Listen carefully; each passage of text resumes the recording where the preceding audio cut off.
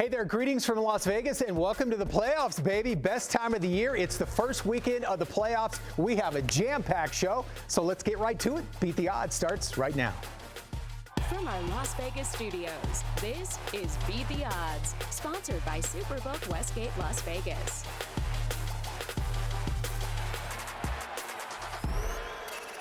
All right, welcome inside our Las Vegas studio, everyone. I'm Dave Hall. And I'm Mariah Janos. After 18 weeks of pro football, we're down to the final 14 teams, the best of the best. It's like Jack back in high school. We've hit the peak. Yes.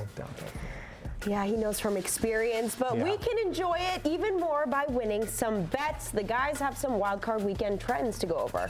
Yes, coming up on the show, Teddy and Jack will dive into that, the smarter way to bet who you think will win the whole thing, and of course, their best bets of the weekend. And we've got a special guest on today's show, Howard Cross. We talk the evolution of the tight end position, plus Brandon Marshall is here to break down the difference between regular season and postseason play. I'll be back. Dave, scoot away. I'm scooting. Here I come, guys. All right, here I am. How are you guys? Yeah, high school, I was Whittier Warriors, 8th grade. I was the quarterback of the year in the conference. I mean, come on, I'm in 8th grade peaking. I mean, high school, I was already starting downhill. Running Whittier the option. Warriors, That's huh? right, Whittier Warriors. That's right. You ran Shout the out. option in high school? Ran the option, drop back. I was Kelly Phelps and J.C. Watts all rolled into one. Those are OU quarterbacks from back in the day. It's been a long, steady decline. You know what? That's right. I'm right downhill. And it's like some of these teams, right? Yeah, no some doubt of these about teams it. hanging it up, heading home. Belichick's out at New England. Lots of different storylines. But we get in the playoffs. You got a shot. If you're in, you got a chance to win, and we've got some of these teams going to show it this week, whether they're ready or not. We're going to talk about the playoffs in a bit. First, though, let's talk about one of the teams a lot of people surprised not in the playoffs, Teddy. Jacksonville. What happened? They crashed and burned. It wasn't good for my bankroll. I had the Jacksonville to win the division at -150. And, of course, at 8-3, they look pretty good. At 9-8, not so good. They blew the division in a loss at Tennessee. They're home for the postseason this year. Philly in free fall right now. We talked about them on the show last week. I gave a best bet against them, cashed with room to spare. But this is a team that was 10-1 and cashed under 11.5 wins for season win better in Philadelphia. Buffalo rallying from behind. They look dead in Miami. Instead, a punt return touchdown and a late drive allowed the Buffalo to steal the division title, send Miami on the road this week in the postseason. And we have to mention, you want to talk about a meaningful missed field goal? How about the missed field goal at the end of Seattle, Arizona?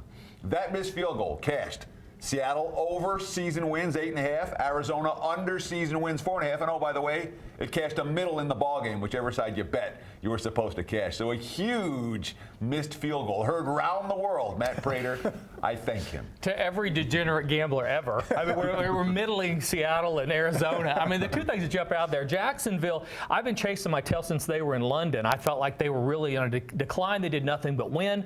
I haven't been able to catch them the entire time. And Buffalo, you know, even before last week, they were the third best team to win it all behind Baltimore and San Francisco, even before they had actually officially made their way in the playoffs. So Las Vegas and line setters have seen what now everybody else is keyed into, that this Buffalo team is dangerous. And even when they were turning the ball over, 3 turnovers early in that game against Miami, I had Buffalo minus the points. I still was kind of shrugging my shoulders, say as long as they protect it, they're probably still going to get there. Didn't expect the punt return, but we'll certainly take it. Got the full Josh Allen experience in that game. That's right? Yeah. Certainly do. Not to mention to get it on the 1-yard line before halftime and not getting a score on that drive it's either. Like the history of dance. You know, you're seeing earlier in the year, and then they finally get there at the end. So. Oh, boy, I bet you could cut it up, Jack.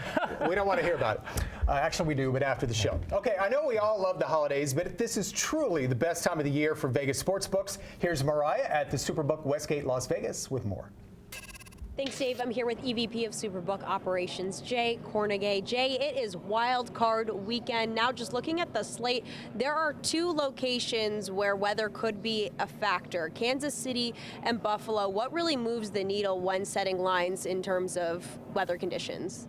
Well, it has to be extreme weather. Like when you're talking about temperatures, it has to be down in the single digits before it really has an impact on the game and the line. As far as the wind, if it's extreme wind, when we're talking about 25 miles per hour, 30 miles per hour, that will have an impact. And certainly anything more than that will have a huge impact on the total. Now, looking at the playoff picture as a whole, you've got Baltimore as the #1 seed in the AFC, San Francisco in the NFC, people may be inclined to just jump on those two teams to make it to the big game, but it's not as easy as it sounds. It's easy to look at it that way. When you look at the top two seeds, they're clearly the two best teams. But history tells us we always have upsets, at least on one side or the other. And we have teams out there like Kansas City or Buffalo or Dallas that are very capable of making the championship game. So don't expect it to go as planned. We do expect a couple of upsets. And speaking of upsets, is there a certain dark horse team that you have your eye on to maybe make it further than people are expecting? A dark horse. I'm looking at possibly Los Angeles. Los Angeles is very healthy right now. They're very seasoned, very experienced, and they're not going to be intimidated no matter where they go. So it's a team that's very capable. Keep an eye on that one. All right, Jay, thank you so much. Dave, we'll send it back to you in studio. All right, thanks to you two. So remember the scene in The Shining when Jack Nicklaus was frozen stiff? So will that be Tua after playing in frigid Kansas City? Jack has thoughts on that. Plus, Brandon Marshall played in Denver. He'll tell us what it feels like playing in one of those ice bowls. Before we take our first time out, we're just getting right into it. With a loss in Week 18, New England head coach Bill Belichick moved into a tie for most regular season losses by a head coach in league history. Who did he tie? The answer after the break. Beat the Odds is sponsored by Superbook Westgate Las Vegas.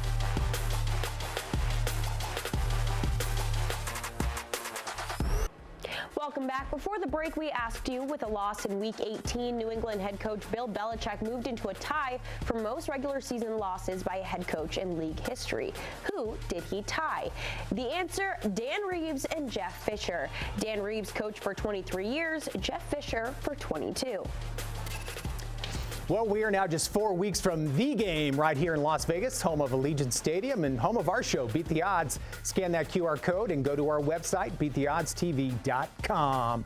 All right, now it's Brandon Marshall time. So I joked heading into the break if Tua was going to look like Jack Nicholson, and I guess I said Jack Nicklaus, the golfer. Yeah. Of course, I meant the actor at the end of The Shining, frozen solid, if you remember that scene. Yeah. You played in frigid Denver. What is it like? What does it feel like to play in these really cold games? Yeah, it's interesting because I played in frigid Denver, but the coldest game I've ever played in was in Kansas City. So that's how I know Miami's going to be in for one this week. And it's just crazy because you're just so cold. Luckily, we have heated benches and we have a big heater on the sideline, but that takes a lot of your mental space sometimes because you're on the sideline like, yo, it's freezing out here. You can't wait till the game's over. And so when we played, it was TV timeouts and we was running to the sideline to try to get warm before we had to play the next play. So it was interesting. Sounds like they're going to have a great time. All right, let's talk about one of the games a lot of people have circled. Matt Stafford and his team finished the season on a 7-1 streak. Their only loss to Baltimore in overtime.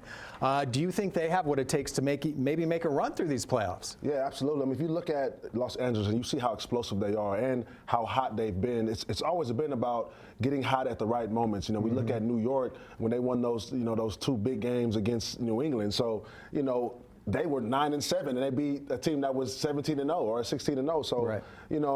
I think it's all about, who's hot right now. And Los Angeles with, Puka Nacua, Matt Stafford, Kyron Williams, that offense is hitting on all cylinders. They have a great coach as well who won a big game himself. So, they have everything it takes. It's interesting. He's going back to Detroit. Right. Where he started.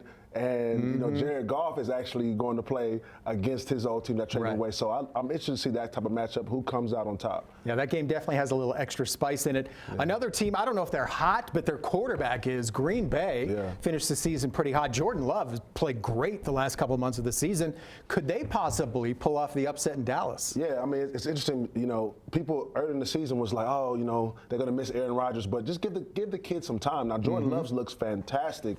But I don't think they can beat Dallas. I don't think they can go into Dallas. They're undefeated at home. Dallas plays a different brand of football when they're at home versus when they're on the road. So, and I'm taking, the veteran quarterback, the veteran, the coach versus a rookie, quarterback, first playoff start. So, look, they have a lot to look forward to for the future, but I don't think they'll be Dallas this weekend. Yeah, I read somewhere too that Green Bay, I think, has maybe the youngest team ever to qualify for the playoffs. So yeah, a bunch of kids. So. Right. All right, Brandon, as always, thank you, sir.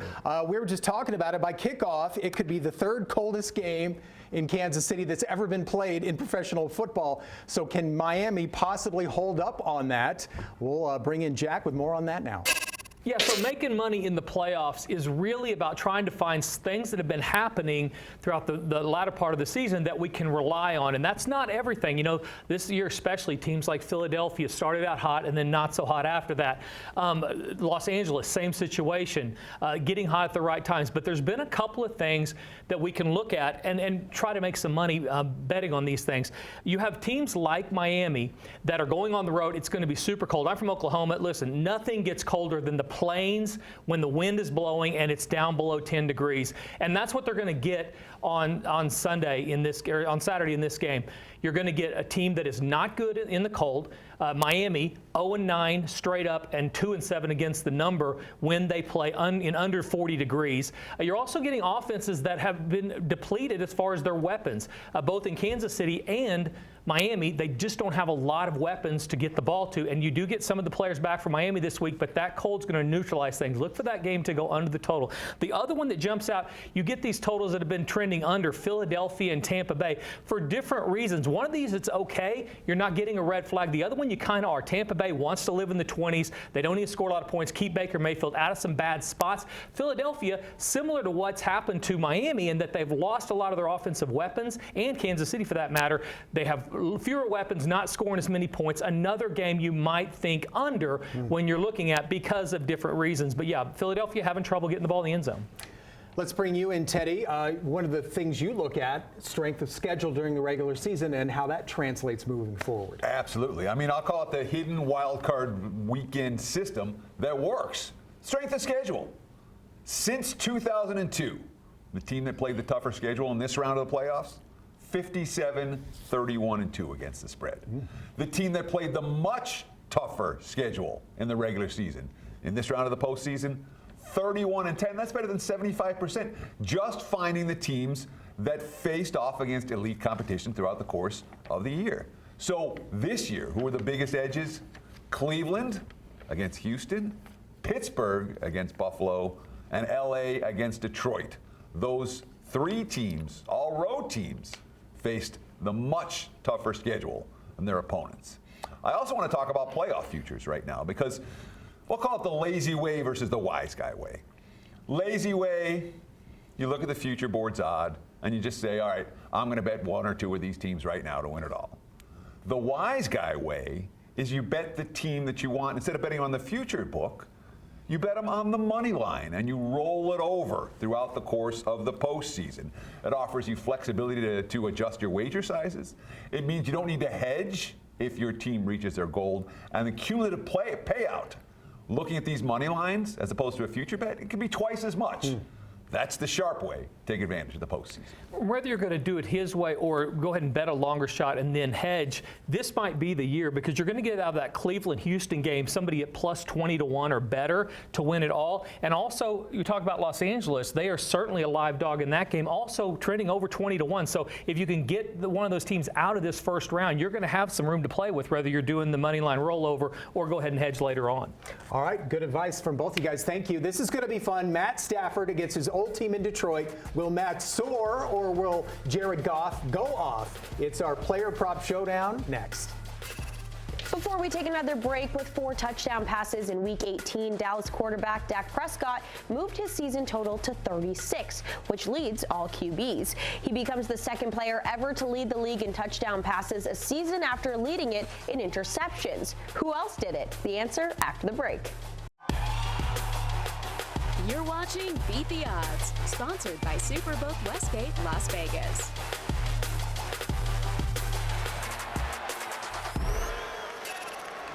Welcome back. With 4 touchdown passes in Week 18, Dallas quarterback Dak Prescott moved his season total to 36, which leads all QBs. He becomes the second player ever to lead the league in touchdown passes a season after leading it in interceptions. Who else did it? Well, we're going way back for this one. Hall of Famer Bob Waterfield, who led the league in picks back in 1945, before leading the league in touchdown passes the very next year, 1946. It's playoff time. 14 teams all fighting to make it to Las Vegas. So let's welcome in someone who's got himself a ring with the G-Men and knows what it takes to win it all, Mr. Howard Cross. Howard, thank you so much for joining us. Thanks for having me. I appreciate it. Absolutely. Now, I want to talk about the tight end position because that's what you played. Now, as a tight end, you got 2 jobs, block and receive. In recent years, we've seen that alter a little bit with guys like Travis Kelce. Doesn't really block, more of just a giant wide receiver. How have you seen the position evolve over time? Well, the game changed a lot. They went to the spread offense a lot. There are a lot more guys catching the ball. You need guys who are going to be running routes more often than not. Offensive linemen don't even have their hand in the dirt more than half the time. So, yeah, you need guys that are more receivers than blockers. Now, in terms of a tight end that is that total package of both blocking and receiving, who comes to mind immediately? Well, the easiest one to name is a guy that's probably the best tight end in the league, and that's Kittles. Kittle out of San Fran is probably the prototypical guy from back in my day. He can block. He really does a good job in the run game. You saw him against the Dallas team. He can really, really get after a guy. Yeah, he is fun to watch. Now, your son plays at Notre Dame. He's a defensive lineman. How has it been seeing him compete at such a high level? And did you ever encourage him to maybe try out tight end? No, I never encouraged him to try out tight end. I was like, I let him do whatever he wanted and enjoy the game. He played a lot of sports growing up, and he kind of like fell in love with football and stayed there. He loves playing defense. He says it's not as much to know. You just got to tackle the guy with the ball and know where people are standing. So I really enjoy that. And the only advice I really give him is like, always run as fast as you possibly can because it looks good on camera when you look like you're in the camera shot. Oh, yeah, we love a fast D lineman. You're like, whoa. Before I let you go, though, I need to know your prediction for which 2 teams make it to the end of the road here in Vegas. Well, if it's going to be the 2 teams that I would think that have the best chance, I would go with San Fran and Baltimore. Okay. Do you think there's any room for error there? Any other team that might sneak in? Dallas has the easiest road by far because of the way they're set up at the 2 position, and they could, possibly get by Green Bay team. They could get by, maybe the LA team, but I'm not really sure that if they have to leave and go play in San Fran, that it would be okay for Dallas. Yeah, it all runs through San Francisco, it seems. Howard, thank you so much for your time. We really appreciate it. No problem. Here we go. These 2 haven't seen a gym since Mariah was a baby. But no matter. It's Teddy against Jack in our player prop showdown. Today, the boys will debate Detroit quarterback Jared Goff. Teddy, you start. Absolutely. Let's talk about Jared Goff under his passing yards. We're looking at 260.5 right now. And this one's real simple for me. Who's going to know how to defend a quarterback better than the coaching staff that said, this guy's not good enough for us, let's send him to Detroit? I would anticipate LA is going to have a pretty good defensive game plan. And let's not forget, Detroit runs the football effectively. If they're leading, they're not going to be throwing the ball. Goff under his passing yards, 260.5. Yeah, sometimes just because you know how to defend something, it doesn't work. I mean, I think Dave knows how to beat his wife at pickleball, but sometimes that just doesn't play out when you get into the game. Wow. In this game, I could see the total's 51.5. I think there's going to be some points. And we saw with Detroit against Dallas that Goff can chunk up about 75 or 80 yards in one drive late. I don't think they're going to have a lot of success running against that Los Angeles front 4. Look for the total to go over here. I think Goff has some success down the field, and if not, and they get behind, I think he can make it up at the end. So I'm going over the 260.5. For the record, it was 1-0 when I popped my Achilles playing pickleball against I just my looked wife. at the box scores. I'm not sure we all that. Started. All right, so what is the smart side in that showdown? Will points be scarce in frigid Kansas City? These 2 have their best bets next. All right, welcome back to Beat the Odds. You guys ready to deliver your best bets? Let's do it. We swept last week again, by the way. We're trying. Very nice. The dream team. That's right. All right, Teddy, what do you got for us? All right, let's talk about LA plus the points in Detroit. And look, If you've been watching this show, you already know. I talked about half of this stuff already. Who could stop Goff? His former coach. That's who could stop Goff. We talked about strength of schedule earlier in the show. Who's got the tougher strength of schedule? Much tougher strength of schedule. Full season, LA versus Detroit. Full season stats for LA. They lie. They weren't a good team over the first half of the year. The back half of the year, 3-6 start, 7-1 finish. A team whose full season statistical profile isn't telling the truth. And who's the pressure on in this ball game? Let's see. First home playoff game in 30 years? You think so? Maybe just a little bit? Yeah. Give me LA plus the points. Spicy, exactly. Come on. By the way, congratulations to the Westgate Superbook for another great contest. And they paid out their winners from last week. That's always one of the most fun things about the fall. You pick 5 games against the spread. That does not help when you're playing totals most of the time, which is what I've been doing. 14-4 with these top plays. About 6 of them have been Kansas City under the total. We're going back to the well. I mean, why not? 12-5 this year to the under. It's going to be 4 degrees or whatever in Kansas City. We've already talked about how Miami's, I think, will struggle offensively. Kansas City doesn't have a lot of weapons to get the ball to, so I expect a low-scoring game, go under the total in Kansas City, Miami this weekend. Can you use your Jersey girl accent to describe the cold in Kansas City? Oh, it's going to be so frigid. You're going to need 5 coats to put on, and that still won't even be enough. You're going to freeze your nose off. She's not wrong. Is that wrong at all? Good. I don't know where that came from just now. Something took over. We didn't rehearse that. That's just right off the top of her head. Yeah. That's amazing. Yeah, She's a pro. Yeah, so big And weekend. have trees. Yeah, big weekend. Try to make some money, right? Absolutely. Your guys' best bets have been so good all season long. These guys know their stuff. That's why you guys are on the show for sure. So thanks to you. Thanks to everybody at home watching. And it's the playoff time, baby. This is the best time of the year, right? Yeah, excited to get going this weekend and being indoors when all these teams are playing outside in the cold. And they're just starting. We got a month of this to come. Yep, with it ending right here in Las Vegas, home of the big game, and beat the odds. All right, you guys have fun this weekend.